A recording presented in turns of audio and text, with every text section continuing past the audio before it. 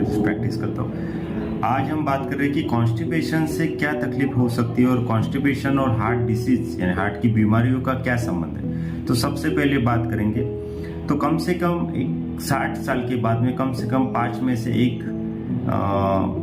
Person को constipation होने के चांसेस है। उसमें से कम 10 में से एक को क्रोनिक कॉन्स्टिपेशन होने के बहुत ज़्यादा चांसेस रहते हैं। तो ये कॉन्स्टिपेशन इतना क्यों बढ़ रहा है? तो एक तो लाइफस्टाइल चेंज हो रही है, आपकी फिजिकल एक्टिविटी उतनी नहीं हो रही है, लोगों का स्ट्रेस लेवल बढ़ रहा है, लोगों के बाकी के डिसीज बढ़ रहे हैं, ब्लड प्रेशर डायबिटीज बढ़ रहे हैं, उसके कारण बहुत सारी दवाइयाँ बढ़ रही हैं, उसके कारण भी कुछ मात्रा तक कॉन्स्टिपेशन ज़्यादा बढ़ रहा है। तो कॉन्स्टिपेशन से क्या हार्ट को प्रॉब्लम हो सकता है? तो हाँ, अगर आपको कॉन्स्टिपेशन है और क्रोनिक कॉन्स्टिपेशन है तो आपको ब्लड प्रेशर होने के चांसेस बढ़ जाते हैं, आपके डायबिटीज और शुगर लेवल चेंजेस होने के चांसेस ज़्यादा बढ़ जाते हैं। साथ में स्टडीज में ये पाया भी गया है कि कॉन्स्टिपेशन के कारण आपको एथेरोस्क्लेरोसिस यानी खून की नसों में कोलेस्ट्रॉल और कैल्शियम डिपॉजिट होने के चांसेस बढ़ जाते, जिसके कारण आपको हार्ट अटैक का रिस्क बढ़ जाता है। तो इसके ऊपर क्या इलाज है और ये क्यों हो रहा है कॉन्स्टिपेशन लोगों को? तो जैसा कि मैंने बोला कि लाइफस्टाइल आपका एक तो जिम्मेदार है, दूसरा आपका खाना उसके लिए जिम्मेदार है, और तीसरा आपका एक स्ट्रेस लेवल और बीमारियां ये भी जिम्मेदार है। साथ में बहुत सारे लोगों को आदत ये हो गई है कि उनका जो बाउल हैबिट्स है यानी टाइम पे टॉयलेट को जाना ये इतना इरेगुलर हो रहा है। कुछ लोगों का लोग वर्क के कारण या ड्यूटीज के कारण अपने रेगुलर बाउल हैबिट यानी रेगुलर सही टाइम पे सुबह में शौचालय में जाना इसको नजरअंदाज कर रहे हैं। एक डेली बाउल हैबिट अच्छे से मेंटेन नहीं हो रही, उसके कारण भी काफी लोगों को कॉन्स्टिपेशन हो रहा है। लोग ये भी सोचते हैं कि एक दिन नहीं टॉयलेट हुआ तो क्या हुआ, दूसरे दिन तो हो ही जाएगा। उसके कारण भी धीरे धीरे ये चीजें नजरअंदाज होती है, एक हैबिट नहीं बनती और फिर कॉन्स्टिपेशन होने लगता है। तो ये सब चीजें हैं। तो कॉन्स्टिपेशन के कारण आपको हार्ट डिसीज का प्रॉब्लम हो सकता है,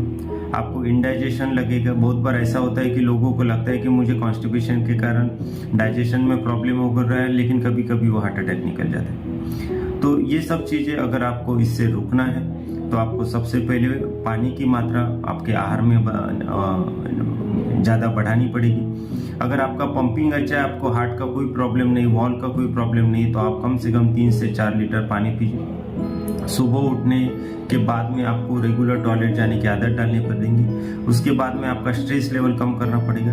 कुछ लोगों को ये भी आदत है, मैंने ऑब्जर्व किया है कि लोग तंबाकू खाते, गुटखा खाते या सिगरेट या बीड़ी पीते, तभी उनको बॉयल होता है यानी टॉयलेट होता है। तो ये आदत से भी आपको मुक्ति करनी पड़ेगी, क्योंकि अगर आपने वो छोड़ दिया या कभी आपको वो मिला नहीं, टोबैको या आपका सिगरेट या बीड़ी मिली नहीं, तो आपको टॉयलेट नहीं होगा, तो ये बाद में डाइजेशन प्रॉब्लम करेगा, कॉन्स्टिपेशन की तरफ लेके जाएगा।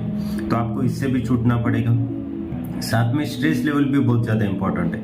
लोगों का स्ट्रेस इतना लेवल बढ़ गया है कि ये चीज़ें इतनी स्ट्रेस को आपको हल्के में मत लीजिए। स्ट्रेस लेने की आपको अभी ज़रूरत पड़ सकती है। तो ये कुछ चीज़ें हैं। साथ में सबसे मेन है कि आपका फाइबर कंटेंट डाइट में बढ़ाना पड़ेगा। आपको हरी सब्जियाँ, पत्तेदार सब्जियाँ, और साथ में जो हम बोलते कि ओनियन, रेडिश, कैरेट, ऐसी जो चीज़ें हैं ये बढ़ाना पड़ेगा।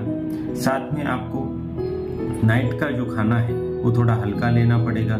ऐसा लेना पड़ेगा कि जो इजीली डाइजेस्ट हो जाए। रात में थोड़ा सा जो हेवी डाइट लेते हैं या जो पचाने के लिए अच्छा नहीं रहता है, ऐसा डाइट लेते हैं, तो आपको कॉन्स्टिपेशन के चांसेस सुबह में बहुत ज़्यादा फेस करने को होते हैं। तो ये चीज़ें कुछ हुई। साथ में ये भी पाया गया है कि पोस्ट मेनोपॉजल जो वुमेन्स है उनमें कॉन्स्टिपेशन और ये बाकी प्रॉब्लम के चांसेस ज़्यादा रहते हैं। जिनको थायराइड प्रॉब्लम है उनको भी कॉन्स्टिपेशन के चांसेस ज़्यादा है, जिनको डायबिटीज़ है उनको भी कॉन्स्टिपेशन के चांसेस ज़्यादा है। तो ये लोगों को भी स्पेशली आपके लिए सावधानियां लेनी जरूरी है कि अगर आप इनमें से कोई कैटेगरी में हैं तो आपको कॉन्स्टिपेशन के लिए आपको एक तो आपकी लाइफस्टाइल चेंज करनी पड़ेगी, फूड हैबिट्स चेंज करनी पड़ेगी। अगर उससे नहीं होता है तो आपको आपके डॉक्टर को जरूर दिखाना है, उनकी सलाह लेना है, उस कॉन्स्टिपेशन से कैसे बच सकते हैं उसके बारे में सोचना है, एक अच्छी डाइट फॉलो करना है, रेगुलर वाटर इनटेक भी बहुत ज़्यादा जरूरी है। कॉन्स्टिपेशन बहुत बड़ा टॉपिक है, उसमें एक्यूट कॉन्स्टिपेशन है, क्रोनिक कॉन्स्टिपेशन है, कॉन्स्टिपेशन के बहुत सारे कारण हैं। लेकिन आज के लिए हम इतना शॉर्ट में डिस्कशन करना चाहते थे, तो ये इतना शॉर्ट डिस्कशन है। लेकिन हार्ट पेशेंट के लिए कॉन्स्टिपेशन बहुत ज़्यादा जरूरी है। कुछ लोगों को मैंने देखा है कि कॉन्स्टिपेशन हुआ, अचानक से बाथरूम में गए, गिर पड़े, प्रेशर लगाने के चक्कर में वहीं पे कुछ तो हार्ट का प्रॉब्लम हो गया। कभी हार्ट अटैक भी आ गया लोगों को, कभी उनको कुछ अचानक से बीपी गड़बड़ गया, तो अचानक बीपी बढ़ने के कारण तकलीफें हुई, सांस फूलनी पड़ी, हॉस्पिटल आना पड़ा। तो ये सब चीज़ें कॉन्स्टिपेशन के कारण हो सकती है। तो कॉन्स्टिपेशन जितना आपको सरल और छोटी बीमारी लगती है, उतनी छोटी बीमारी वो है नहीं, तो आपको इससे सावधान रहने की ज़रूरत है। तो ऐसे ही वीडियोज़ आप देखना चाहते हैं तो जरूर मेरे YouTube channel doctor Pradeep Wardhane cardiologist से जुड़े रहे। थैंक यू, धन्यवाद, जय हिंद।